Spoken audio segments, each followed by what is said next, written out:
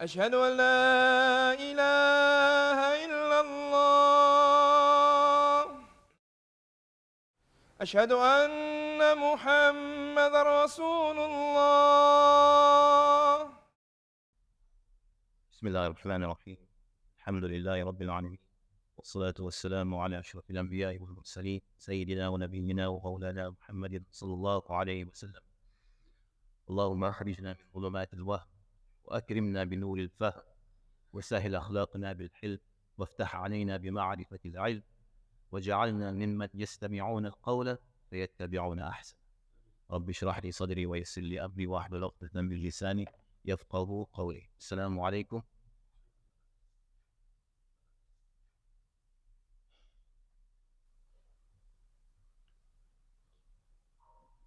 وإذ قلنا للملائكة اسجدوا لآدم فسجدوا إلا إبليس أبى واستكبر وكان من الكافرين.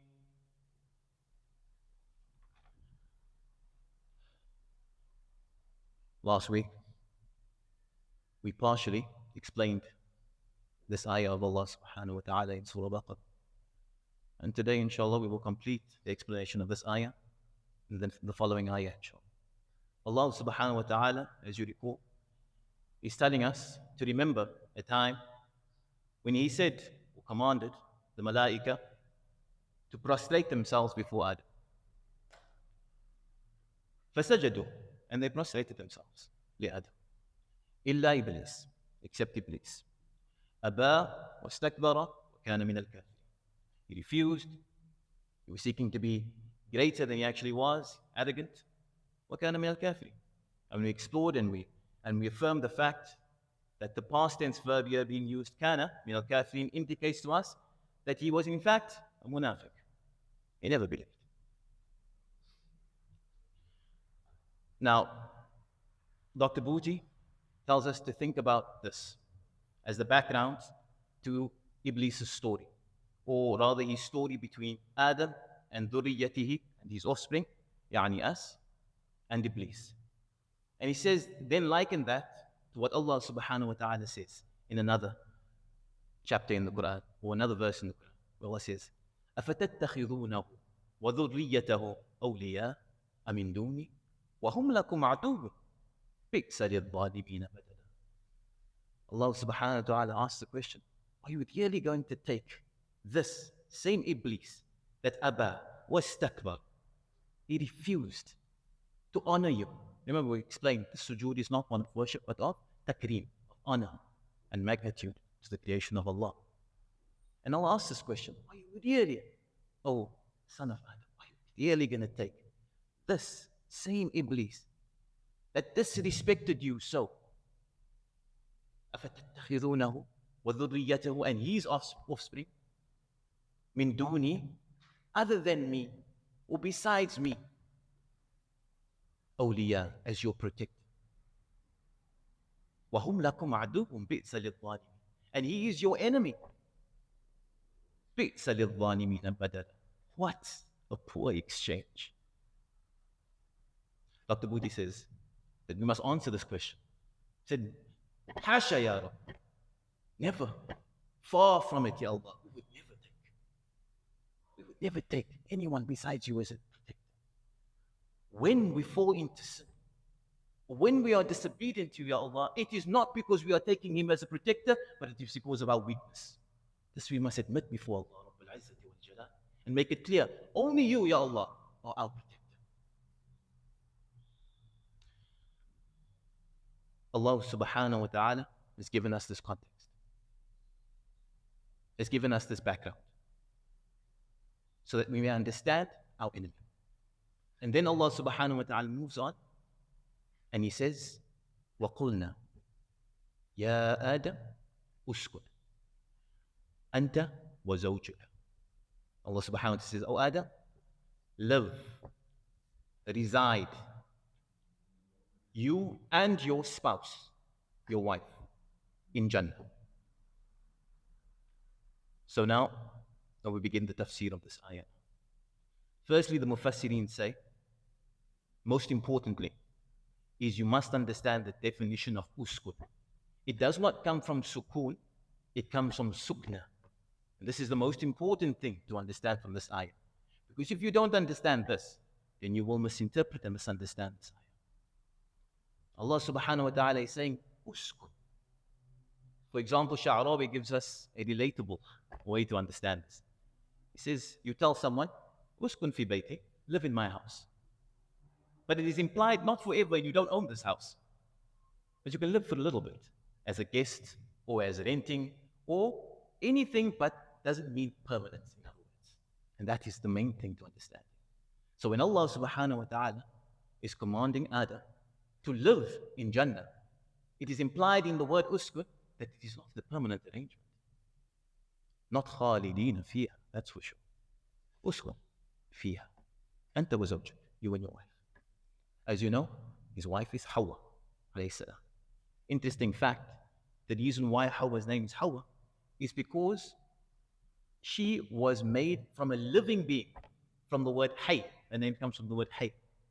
So she was made, Al-Tabari says that she was made from the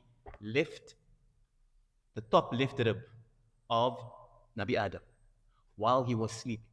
So the order goes. So we've been through the order already. We've been through the Khalifaship. We've been through the where Allah subhanahu wa ta'ala asman teaches him all the names.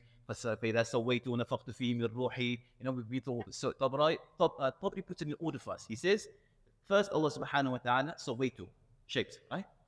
And then Allah subhanahu wa ta'ala orders the malaika to prostrate. So he's not complete yet, Tabari says, when the order comes to prostrate to Adam. Right? And then the dispute happens with Iblis about, we'll get to that inshallah. And then he blows, some accounts, through the nostrils of Nabi Adam.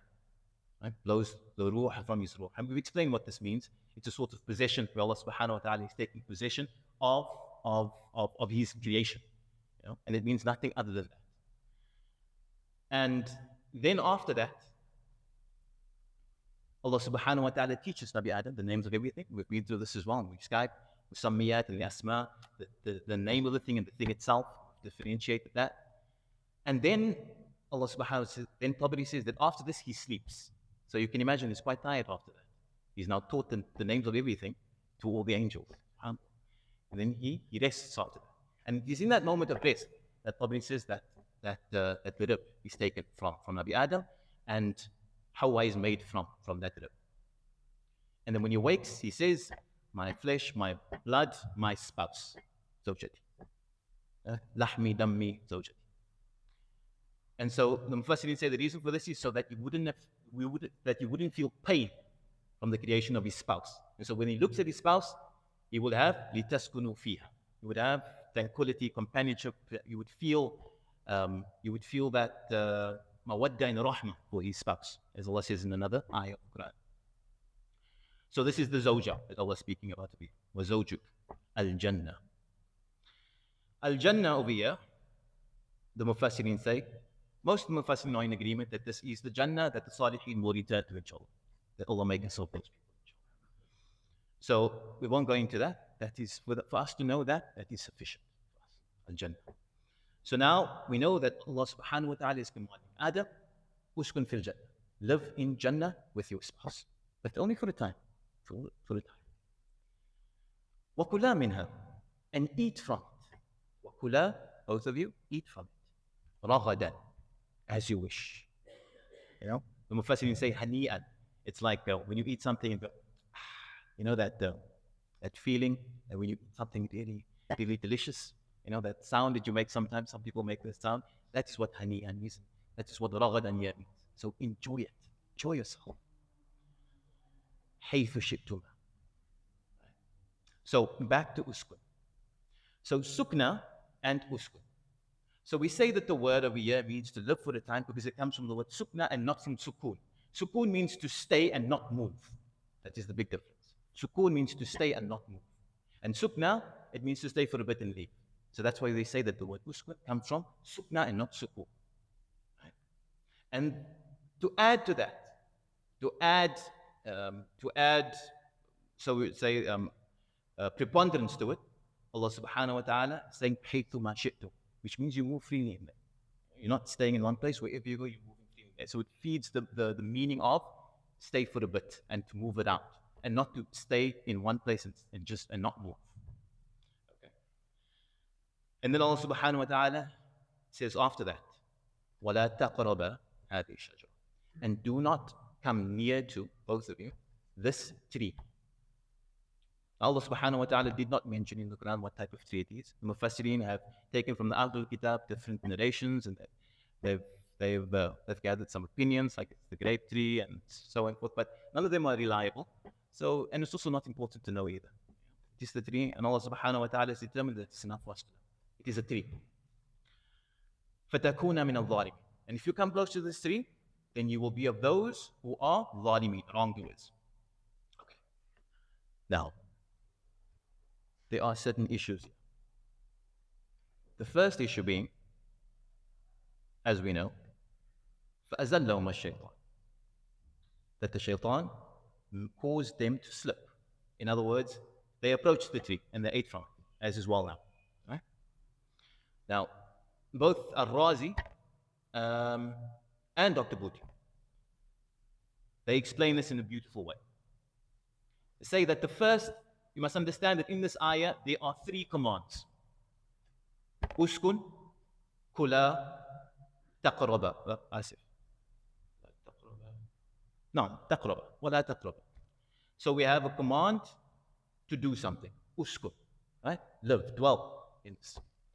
So now the question is asked, is this a command for an obligation, or is this a command for permissibility? And the Mufassirin say that it is for permissibility. Live in there. You can live in there, in Jannah. Wakula, and eat. Again, another command. Is this for permissibility, or is it an obligation?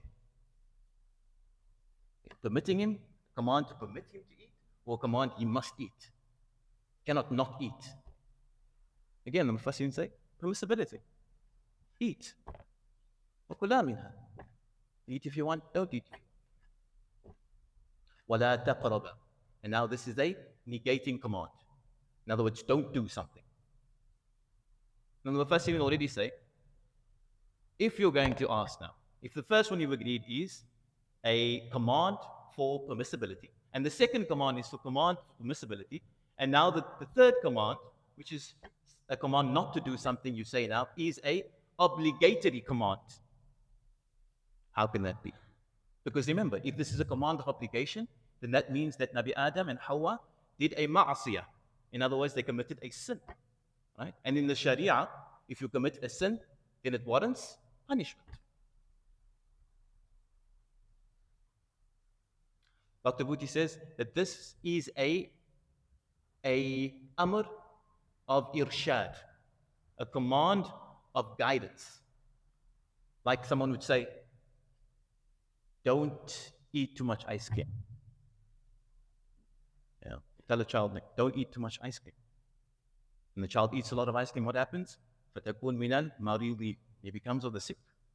You understand? So in the same way, Mufassirin is saying that this ayah is لَا تَقْرَبَ هَذِهِ الشَّجَرَةِ. Allah subhanahu wa ta'ala is guiding him in a commanding tone to not go near this, because it's not good for him. And this فَتَكُونَ مِنَ الظَّالِمِينَ, فَتَكُونَ مِنَ الظَّالِمِينَ, then you will wrong yourselves. In other words, it will be bad for you.